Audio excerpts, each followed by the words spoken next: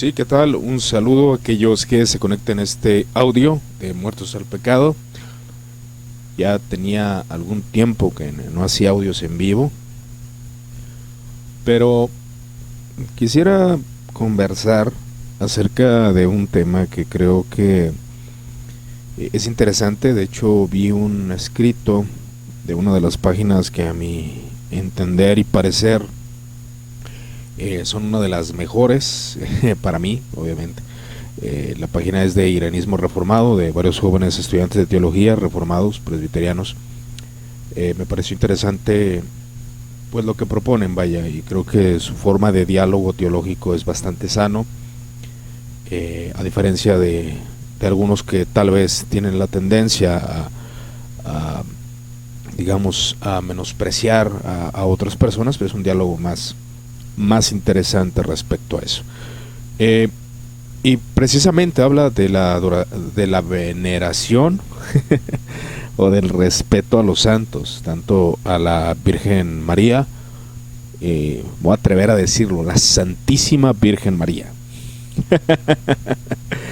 ¿Por qué? Porque creo que uno de los errores evangélicos de la mayoría de los creyentes de Latinoamérica ha sido crear una aversión a María y a los santos, cosa que obviamente yo participé de ello. ¿Qué tal, Diego? Un saludo, estimado Diego, Fernando, de la participación, del menosprecio a los santos y a María. Les voy a dar un ejemplo bastante básico. Igual es una conversación. Si usted tiene un desacuerdo, puede colocarlo en los comentarios sin problema. Obviamente, cuando me convierto al cristianismo evangélico, hubo un rechazo de mi parte hacia los santos y también a María, ¿no? Un menosprecio por la idolatría enfática que hay en Latinoamérica, que todos conocemos, ¿no? Esa idolatría común que hay dentro del sector católico, desgraciadamente, ¿no? Entonces, creo que el punto focal respecto a esto, pues crea una aversión en mí, crea una aversión hacia los íconos, hacia muchas cosas. Y cuando solemos evangelizar o solíamos evangelizar, lo que hacía era atacar a María, y ese es un problema tanto por ignorancia de cómo la cristiandad en general ha visto a María, ha visto a los santos. Cuando comienzo a estudiar teología, empiezo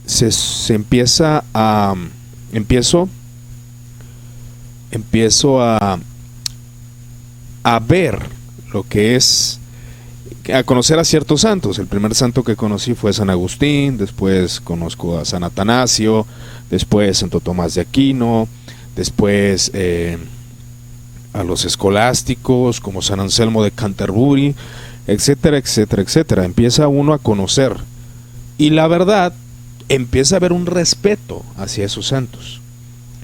Y una vez que entré a la catedral de aquí de Guadalajara, pues me encuentro con San Benito, de la regla de San Benito, que también es un personaje, a mi parecer, bastante interesante. Está Santo Tomás de Aquino, está San Jerónimo, está San Agustín de Hipona, entre otros santos, y algunos que desconozco. Me parece que está San Antonio de Padua.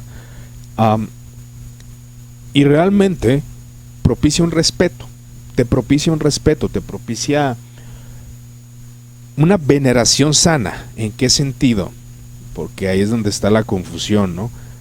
Y de hecho ya he hablado de esto, he utilizado la confesión de Augsburgo como hace alusión precisamente a la veneración de los santos, a la correcta veneración de los santos.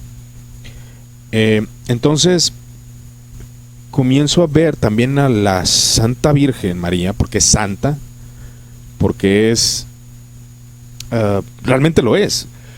Cuando uno analiza las virtudes que por medio de la gracia de Dios María obtuvo, es decir, obviamente no creo los dogmas marianos de la Iglesia Católica, Pero, por ejemplo, siendo realistas, viendo la perpetua virginidad de María, que es un tema que hablaremos primeramente Dios en unas semanas más con el estimado J.R. González y el poderosísimo Nicolás.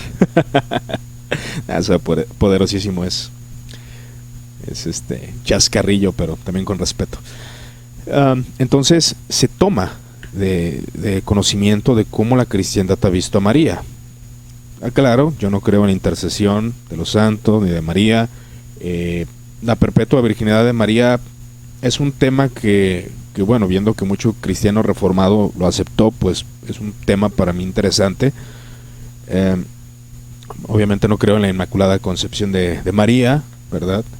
Entre otros detalles, ni su ascensión, aunque pues fue aceptada por muchos cristianos.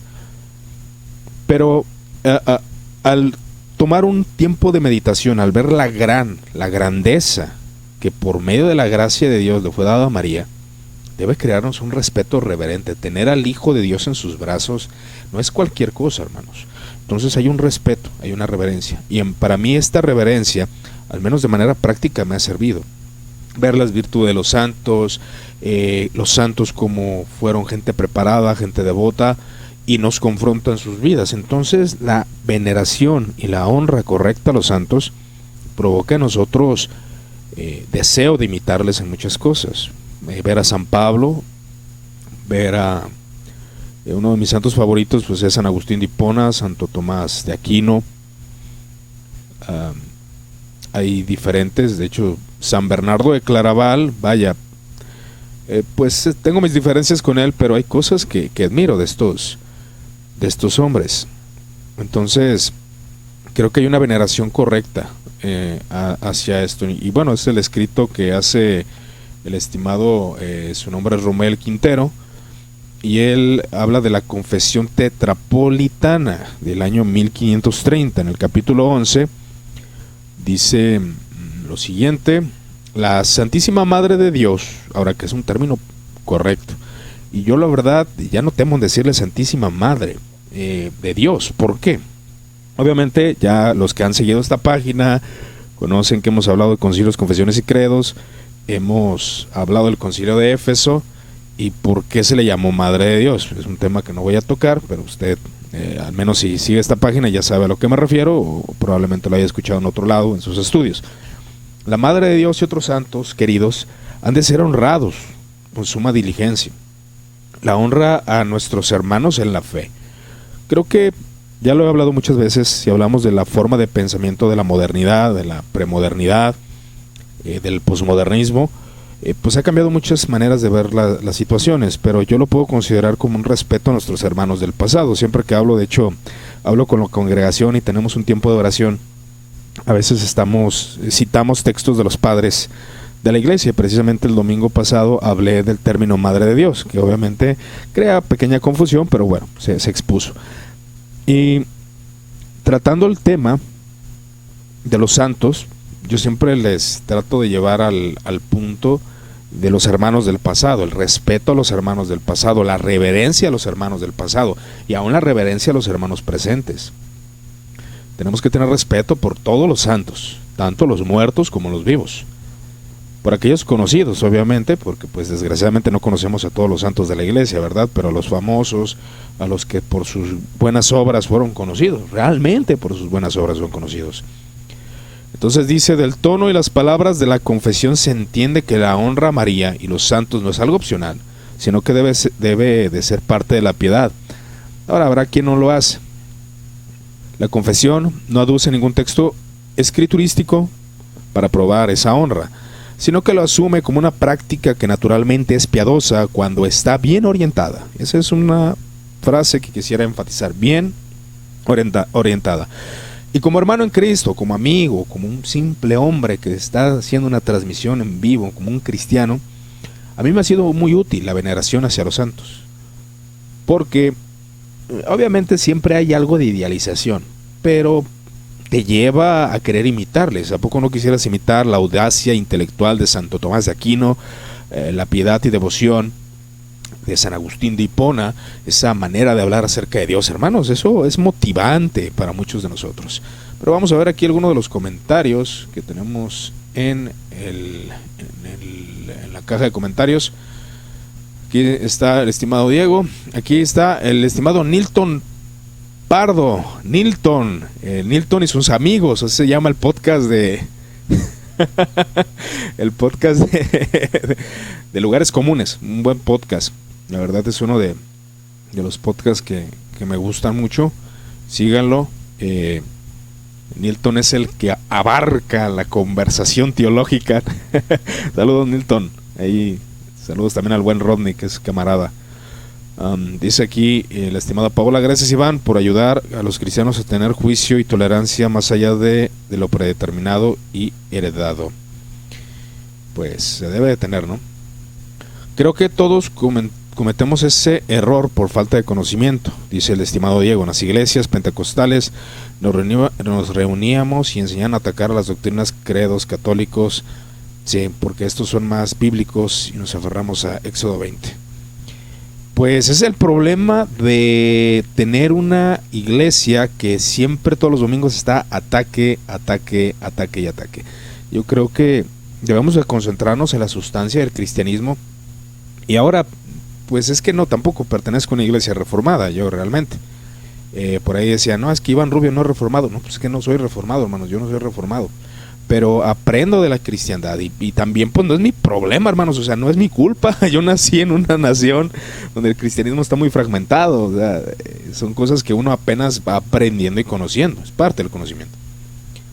Nicolás dice, de San Benito me viene a la mente la carta colocada a la iglesia católica, a los que eran declarados herejes, pero se retractaban de su credo, y la iglesia en la Inquisición obligaban a cargar el San Benito y a vivir en la mendicidad, y lo cruel es que nadie podía darles nada. Esa historia no me la sé, hermano. La virginidad de María no es un dogma de fe. Muchos reformadores reían en la virginidad perpetua de María. Sí, pero pues los más comunes como Calvino, Lutero, todos ellos creían, Zwinglio creía en la Santísima Virgen María, ¿verdad? Esa es una realidad, ¿no? Y la palabra Santísima Virgen pues viene en sí por la honra no de ella misma, sino por la honra que Dios le dio, ¿no? Por eso Santísima. Y no, pues era una humana cualquiera. Hermanos, si nos ponemos a analizar la realidad de lo que María vivió, hermanos, es una gracia inmensa la que Dios le dio. Y pues ser llamada Santísima Virgen, pues es algo que los credos, como el credo de Nicea, pues más bien, pues sí, aún el credo de Nicea menciona a la Virgen María o Santísima Virgen, como también el Concilio de Calcedonia, ¿no? Mencionan el término Santísima Virgen María, siempre virgen, de hecho. Entonces, no tengo el dato y no quiero mentirles. Igual alguno de ustedes tendrá el dato más exacto, pero el hecho de que María haya tenido hijos ahora que Jerónimo tuvo una batalla con otro exponente, es algo muy nuevo.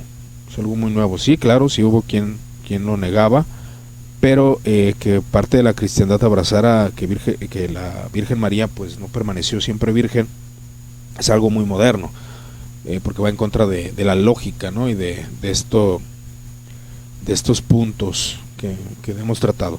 Entonces, el estimado Samuel aquí nos comenta en su escrito que en la Reforma se reprendió y refutó ese abuso por el que algunos piensan que pueden, mediante ayunos y preces, conciliar y ganar para sí mismos a la Beata Virgen María, que es portadora de Dios, y a otros santos. Rechazó de la invocación a María y los santos, fundamentada en el hecho de que solo podemos orar a Dios por medio de Cristo. Nuestras oraciones deben dirigirse a María y los santos, lo cual no los ofendería, ya que ellos mismos en vida dependieron enteramente de Dios, y querían lo mismo para nosotros. No obstante, la confesión rechaza la veneración a María y a los santos, que es el segundo asunto que trata. sino que antes nos la presenta como un deber. O sea, no rechaza, la veneración, no rechaza la veneración. Y al menos en métodos prácticos, yo sin conocer, la verdad les soy honesto, son de esas revelaciones. No, es que la misma lógica te lo indica. Y cuando hablo de los santos ahora, en mis conversaciones con católicos romanos, que muchas veces son católicos no preparados, hasta se sorprenden, hermanos. No, es que San Agustín, sí, es que San Agustín es un gran santo, pero pues obviamente, y creemos que son parte de la iglesia, creemos que están vivos, porque ellos no están muertos. Recordemos lo que dice Jesús: Dios no es un Dios de muertos, sino de vivos, ¿verdad? Entonces los santos de la iglesia están vivos. San Agustín está vivo, Santo Tomás de Aquino está vivo. Tenemos una unión con esa iglesia, esa iglesia de santos que están en la presencia de Dios.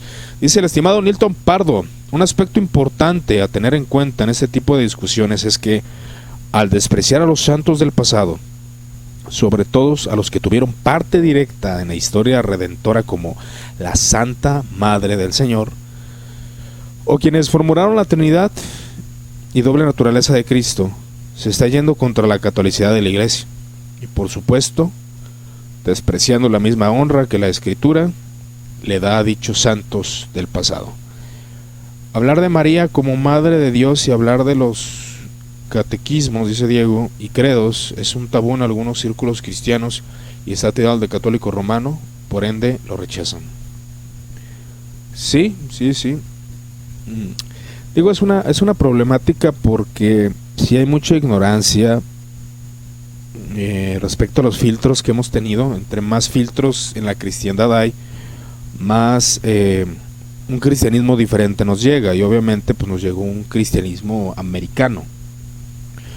Y la tendencia americana, pues es que imagínense todos los filtros, ¿no? Vamos a rastrear a los reformados, ¿verdad? A los presbiterianos reformados.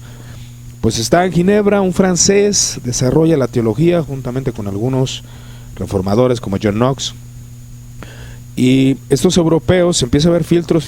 De hecho, es algo que también, si me permite, el día jueves o viernes hubo un podcast que voy a grabar con un amigo referente a un libro que estoy leyendo de Leopoldo Cervantes, que habla respecto a Calvino, un Calvino latinoamericano. Cómo se ha visto Calvino a través de la historia, y a través de eso pues yo también he visto a Calvino de diferentes formas. Ya igual lo hablaré el día jueves o el día viernes que lo subamos. Y sí ves a Calvino de diferentes formas. Entonces están los filtros que se van tomando de ser una teología europea, ginebrina, de un teólogo latino, porque pues a fin de cuentas Calvino era latino, era francés. Y después me lo filtras hacia un anglicanismo, hacia la confesión de Westminster, después me lo filtras hacia el puritanismo, después del puritanismo me lo filtras a los teólogos americanos del siglo XIX, y eso es lo que nos llega. Y en todas esas conversiones y falta de información y sesgos doctrinales, pues olvídate, hermano, se pierde la esencia, se pierde todo. De hecho, Leopoldo Cervantes dice algo que yo estoy en desacuerdo, pero él lo dice así: que Calvino fue el teólogo católico reformado o protestante, valga la redundancia, más católico que ha habido. Yo pienso que fue Lutero, pero bueno, él piensa que es Calvino, que el teólogo más católico. Y sí, tú ves a Calvino, ves a un católico, no romano, pero ves a un católico con mucha tendencia católica, como decía Nilton, con apego a los credos, apego a la terminología, obviamente rechazando aquellas posturas medievales, que algunas, no todas, porque para mí Calvino, yo lo veo más como que he hablado de Calvino y yo mismo noto cómo mi percepción ha cambiado, porque pues obviamente si usted sigue este canal y si Dios me permite seguir haciendo cosas aquí en internet, yo voy a cambiar de maneras de ver las cosas. Yo hoy digo una cosa y probablemente mañana diga otra. Entonces son muchos aspectos muy interesantes referente a la visión de los santos. En mi manera muy particular de ver las cosas, valga la redundancia, creo que sí, la veneración a los santos es algo que me ha servido mucho. El respeto a los santos, el deseo de imitarles, el deseo de parecernos a ellos en piedad, en devoción. De hecho hablé de la vida de Antonio. Yo obviamente pues no soy monástico, no lo voy a hacer, pero leer su vida me ayudó a disciplinarme, a levantarme más temprano, a orar, a abstenerme de ciertos alimentos, entre otras cosas.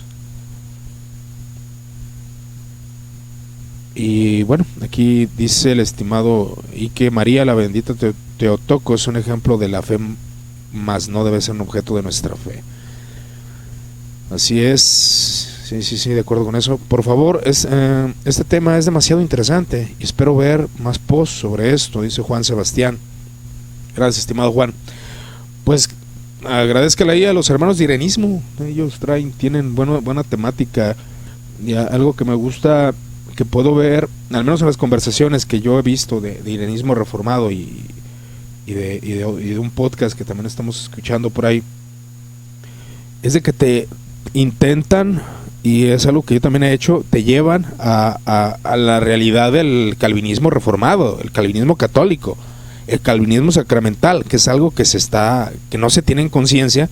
Lo que hablaba con un amigo acerca de John MacArthur, pues es que mira, hasta la misma confesión o el Sínodo de Dort declara que los sacramentos pueden ser ayuda aún para provocar la regeneración, hermanos. Entonces son detalles muy interesantes. Pero bueno, eso ya lo hemos hablado. Ahí en los cafés teológicos pueden darse una checada ahí. Uno que hice con un hermano de Lugares Comunes, que es Rodney. Dice el estimado Nilton, el otro aspecto tener en cuenta en discusiones como esta, y además lo que me parece más delicado es la siguiente. Muchas denominaciones nuevas, o al menos quienes las componen en la actualidad, en realidad no creen en la Iglesia Católica, no creen en las personas como Atanasio, Agustín o Aquino fueron salvos. Sí, de hecho, los padres de la Iglesia son romanos, son latinos, estaban mal. No.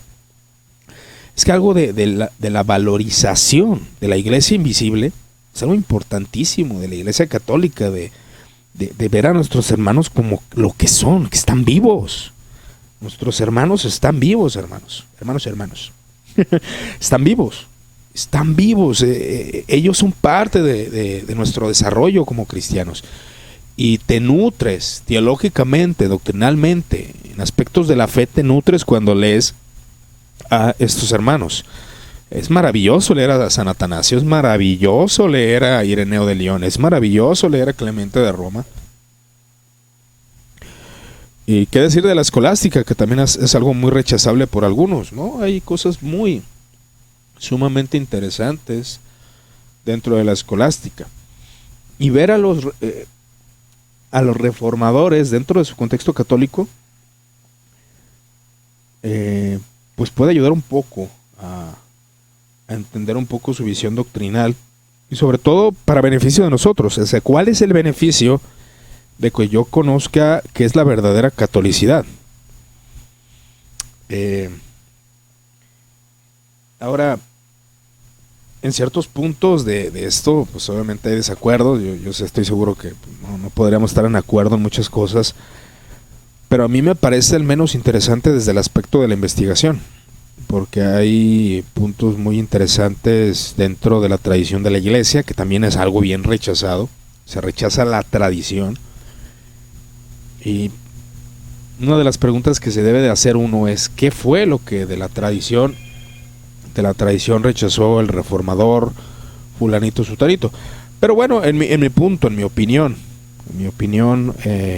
referente a esto, pues sí, efectivamente la veneración a los santos es algo que se practica no tanto en que tengas al ícono y lo veneres, ¿no?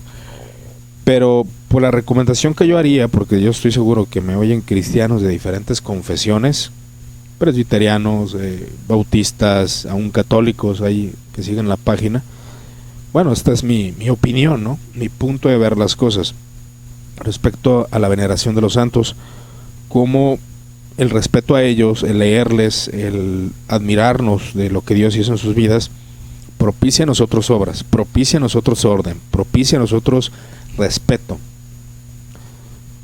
y poner por obra aquello que queremos imitar, ¿no? de Cristo y del intelectualismo cristiano y de muchas cosas, no solo el intelectualismo, sino también las obras de devoción, la ayuda al prójimo, entre otros entre otros detalles. Sí, entonces, pues creo que la veneración correcta, y estoy de acuerdo con la confesión tetrapolitana y con la confesión de Augsburgo, estoy de acuerdo con ellas.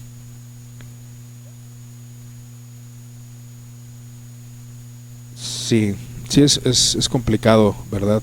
Ver cómo el rechazo a los santos de la iglesia. Habla de la verdad de los santos y María, de su persona y cómo inspirarse de su devoción y no idolatrar. Solo la inspiración que malentiende en Latinoamérica. Sí, hay un gran problema, Edwin, respecto a eso. Yo lo entiendo, o sea, es una respuesta, o sea, el hacer ciertas cosas es una respuesta a algo.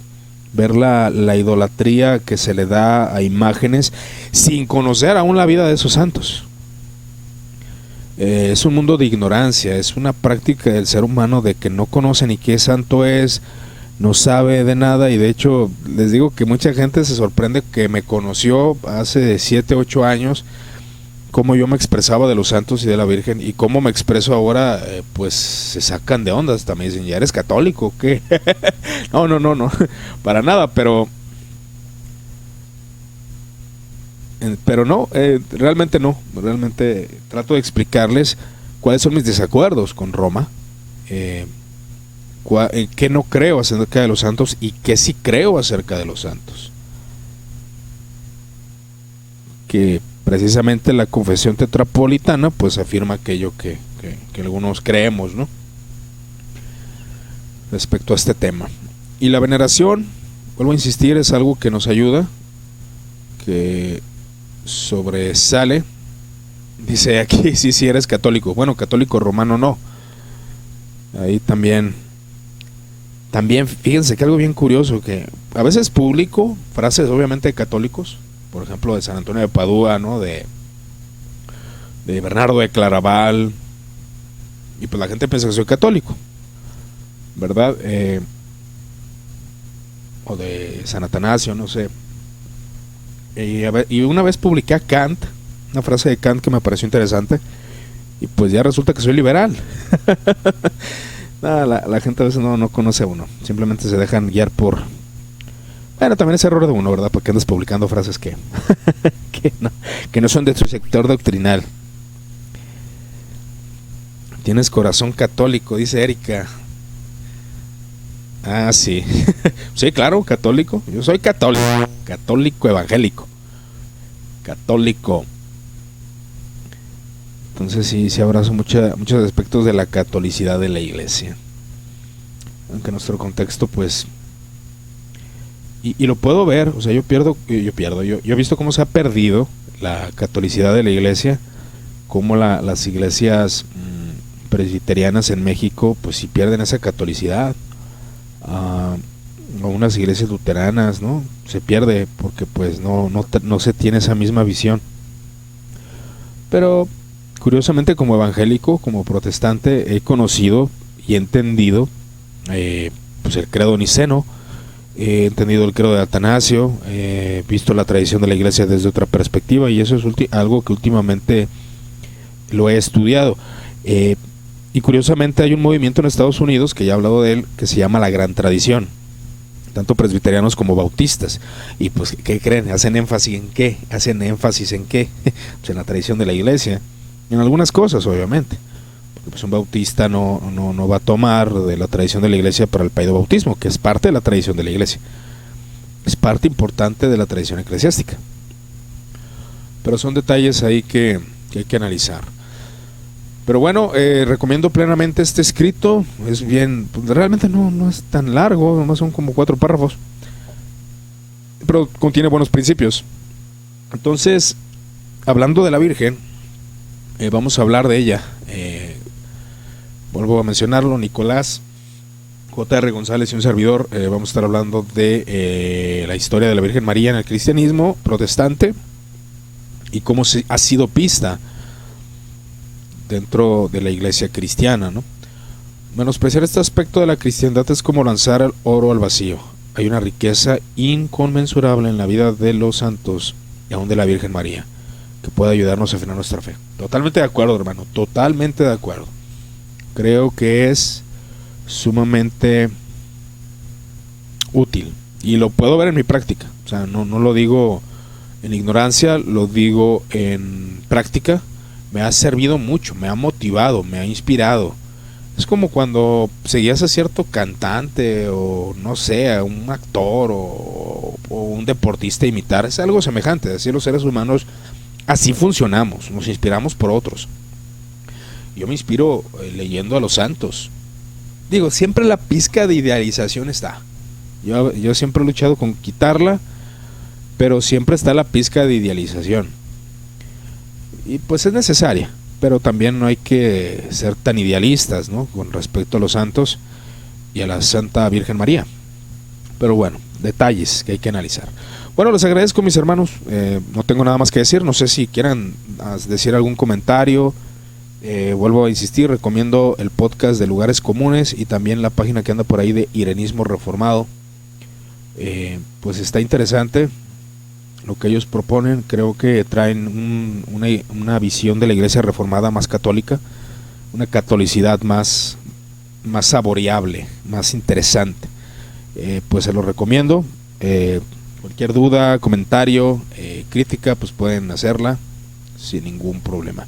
Pues yo me despido, les agradezco su atención, que Dios los siga bendiciendo. Cualquier duda y comentario, pues ya lo saben, estamos a sus órdenes.